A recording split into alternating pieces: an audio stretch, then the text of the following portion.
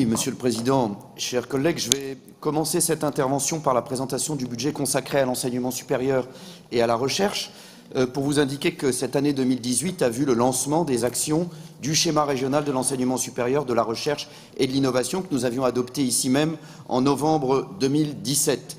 Le comité de suivi est désormais installé. Il a travaillé dès cette année sur les sujets de marketing territorial, sur la réussite et l'insertion des étudiants ou encore sur la création de valeur en recherche et en développement. Notre budget 2019 a donc été élaboré de façon à répondre à ces enjeux.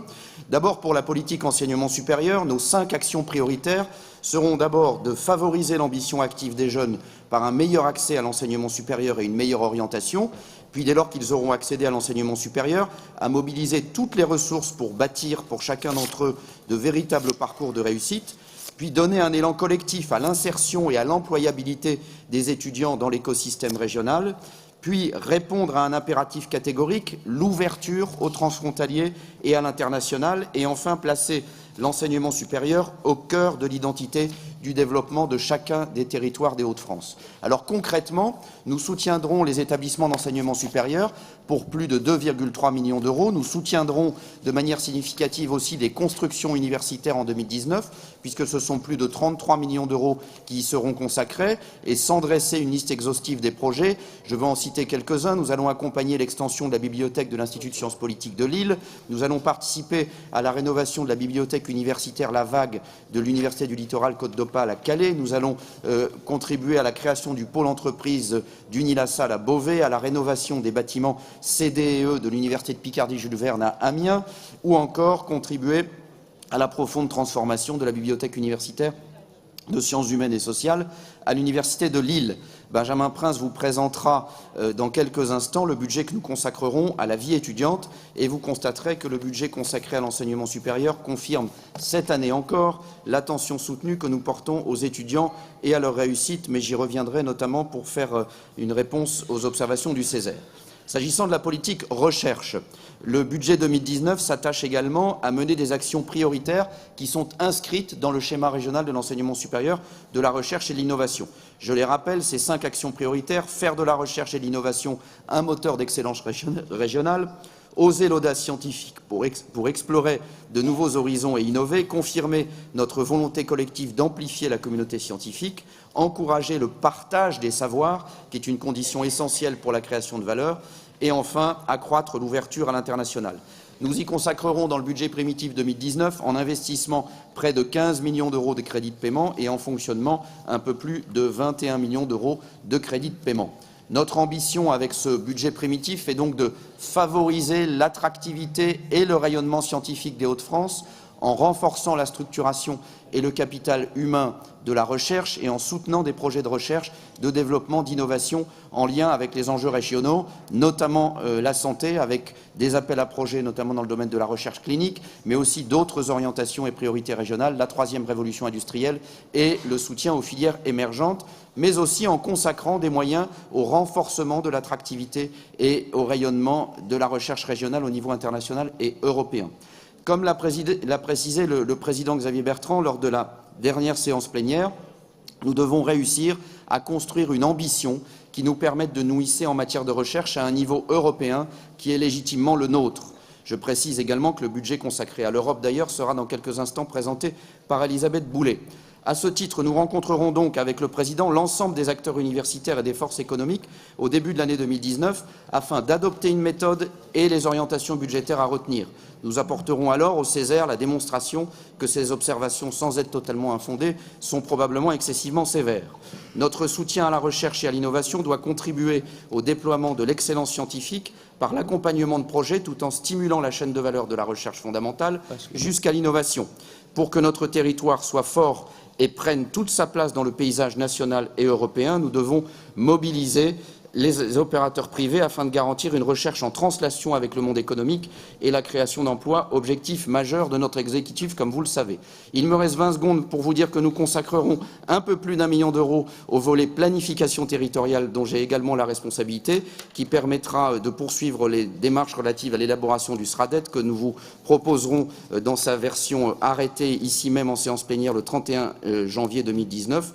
C'est un exercice qui a été réalisé en majeure partie par les services en régie et qui mobilisera néanmoins quelques moyens supplémentaires en 2019 permettant à la fois de lancer l'enquête publique mais surtout de mettre en place des outils d'information et de communication à l'égard du public comme vous l'avez souhaité, Monsieur le Président. Et avec votre autorisation, j'aimerais que Benjamin Prince puisse vous présenter le budget relatif à la vie étudiante. Ainsi qu'Elisabeth Boulet sur le budget Europe. Benjamin Prince. Alors, Monsieur le Président, mes chers collègues, merci Monsieur le Vice-président de me permettre de présenter cette partie de votre budget. Alors, la vie étudiante, c'est une compétence importante, car en tant que 4e région étudiante de France, avec plus de 210 000 étudiants répartis sur près de 160 sites d'enseignement, les Hauts-de-France prennent pleinement leur part dans le développement de la vie des étudiants. Si vous êtes étudiant, pensez à la région, parce que la région, elle pense à vous.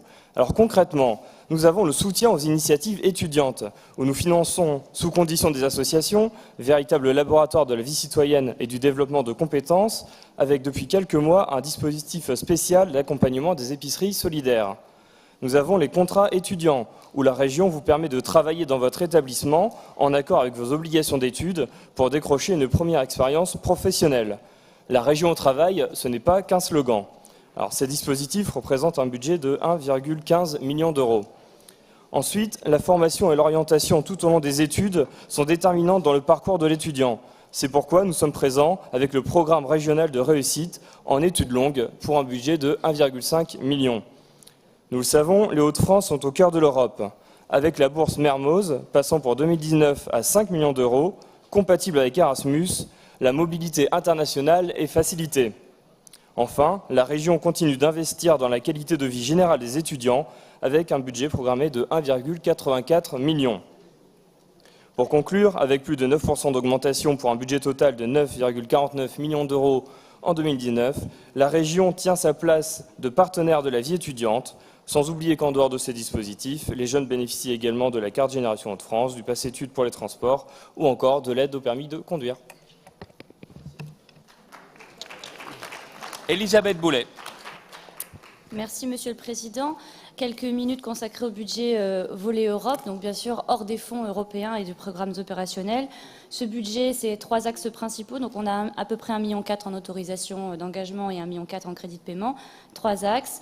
Le premier, les initiatives locales et participations. Donc en fait concrètement, ce sont les participations aux Maisons de l'Europe, aux 2 GECT, l'accompagnement des programmes Interreg dont nous sommes autorité de gestion pour 3 d'entre eux, et le soutien aux porteurs de projets européens via le fameux FRAP, le Fonds régional d'appui aux porteurs de projets européens, qui a permis d'aider entre 2014 et 2018 87 porteurs de projets et a généré un investissement de 174 millions d'euros de fonds quand même en retour. À titre d'exemple, on peut citer le projet Panda qui est porté par l'Université de Lille et qui permet d'aller plus loin dans l'innovation automobile. Le deuxième axe de ce budget, ce sont donc les programmes opérationnels.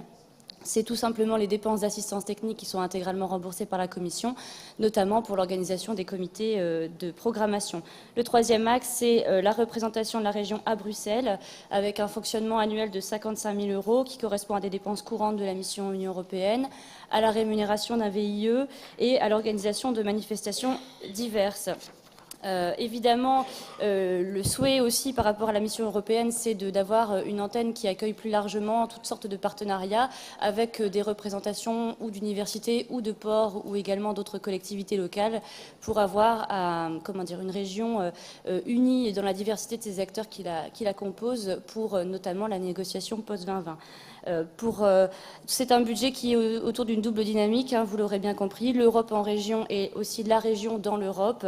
On a en dépenses et en recettes environ 200 millions d'euros sur les programmes opérationnels pour ce budget 2019. Donc c'est une dynamique qui est bien engagée et bien suivie par le vice-président et par moi-même. Je vous remercie. Merci beaucoup. Marie-Sophie Laine.